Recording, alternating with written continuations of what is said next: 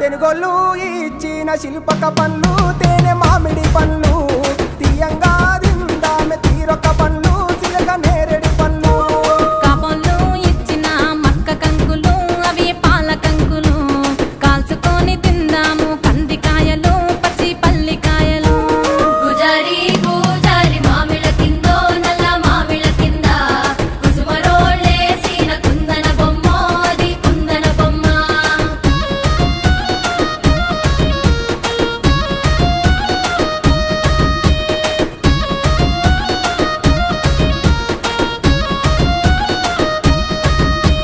బెస్తోలు పెట్టిన పచ్చి చేపలు అవి వట్టి చేపలు కమ్మంగా తిందాము